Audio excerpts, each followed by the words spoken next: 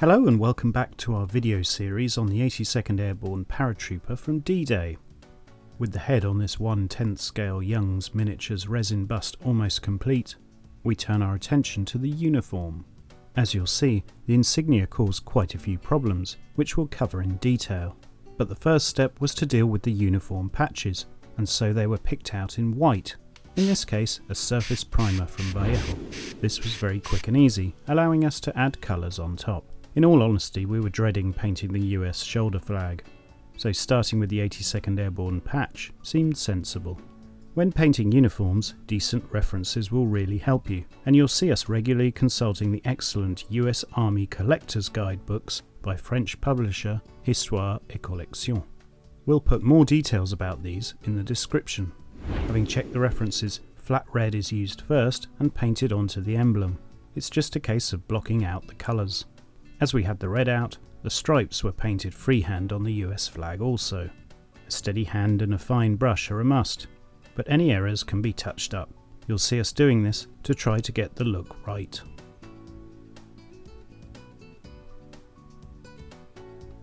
After a quick check in the reference books, blue is next. The paint is used more or less out of the bottle, with the brush being occasionally moistened with water. So far so good, but when it came to the lettering, we attempted to paint around the letters to leave the white writing standing proud. This only gave mixed results. Both blue and game colour wash blue shade were used. Even after carefully painting around the letters and touching up with white, we could not get the right definition in the lettering. Some letters in particular were not distinct enough, try as we might.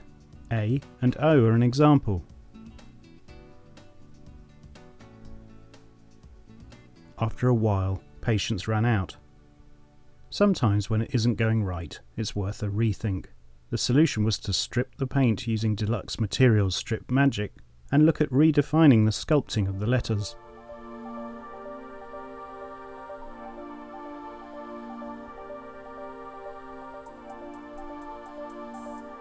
This was done with a scalpel blade.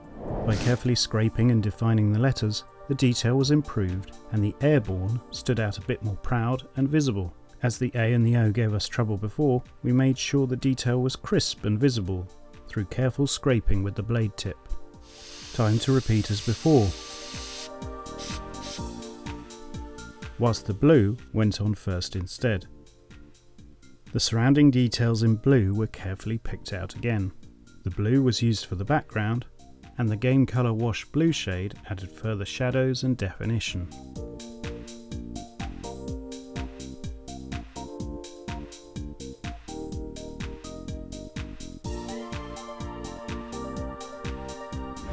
Red was next, with tidying up done in white.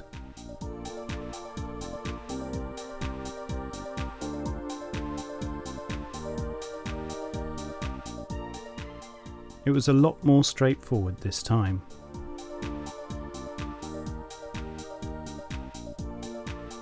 Moving on to the flag, white was also used here to neaten things up for the stages to come.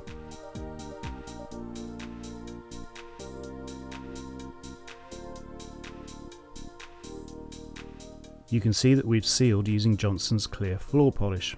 That is used as a varnish to protect the work done so far. You can see it giving the shiny finish here. At this stage it seemed a good idea to move on to something different and have a break. The metalwork and accessories were as good a place as any to tackle. A coat of the alcohol-based Vallejo liquid gold, old gold, was brush painted onto the buckles and metal parts, followed by washes of game colour wash in sepia and black.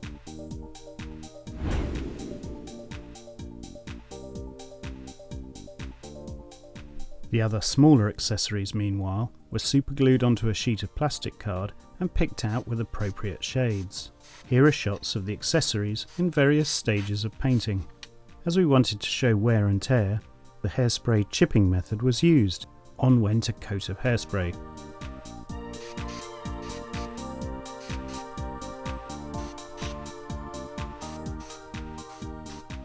Followed by Model Air German Grey over the buckles.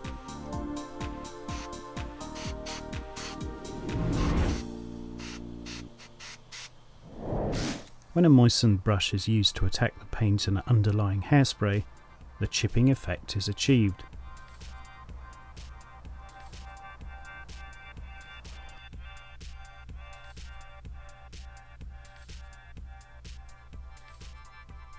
As you can see, the same principle can be used with other paint combinations, as here, using a silver base coat can yield lighter chips using the hairspray method.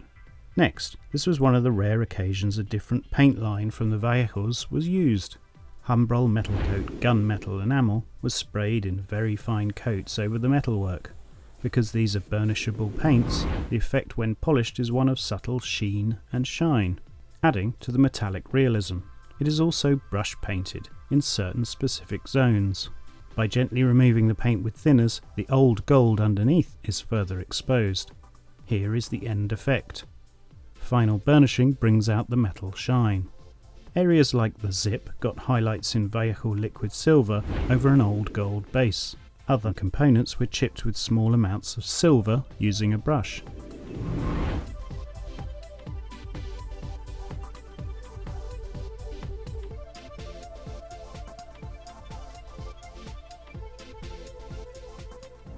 In order to further degrade the top coat of acrylic paint and increase the chipping, small amounts of lacquer thinner were rubbed onto certain items. This attacks the paint and increases the chipping effect. A game colour wash mix of sepia and black enhances the details and flattens everything down.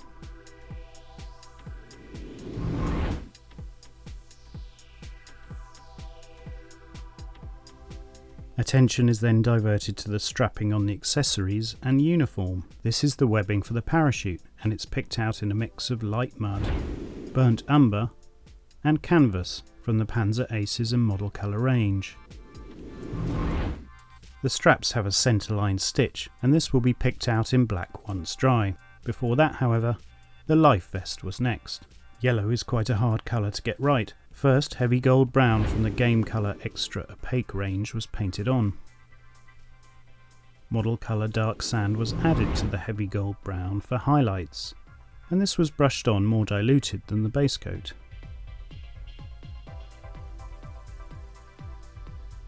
More sand was added to heighten the highlight effect. Game colour washed black and sepia helped to define some of the details at this stage, before proceeding with yet more highlights using added sand. By adding more of this shade, progressively lighter and lighter translucent coats are applied.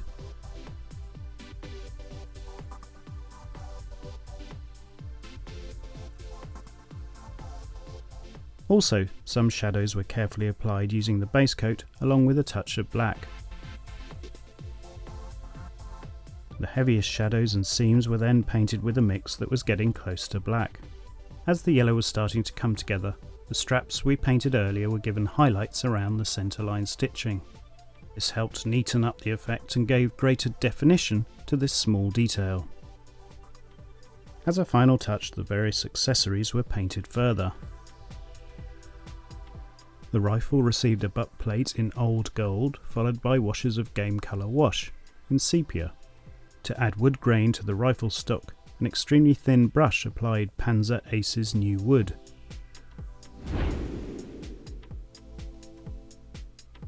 This was lightened with light rubber or white to create variety. At first these lines seem unrealistic, but when a wash is applied over the top and the colours are more muted, the effect is very realistic. As you can see, the additional straps have been painted the same way as on the body. Here is progress so far. The parachute and reserve have been painted and shaded. The airborne patch is done, but the flag is still awaiting more work. The blue section and stars need to be painted, by far the greatest challenge. We decided we would leave that part to the very end and move on to the uniform battle dress next. Next time you'll see the figure progress, including the crease and uniform details and the US flag. Tune in next time to see how we got on. Hopefully you're enjoying this build and paint series. If you're not subscribed to our channel, please hit subscribe, and to get notifications, make sure you click the bell. We're on Twitter too, and we have a vibrant community on Google+, where anyone can showcase their work. And of course you can follow us or give us a like on Facebook, which we'd really appreciate.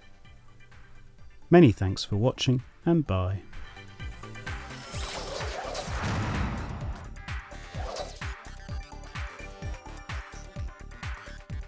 Subscribe for our latest videos.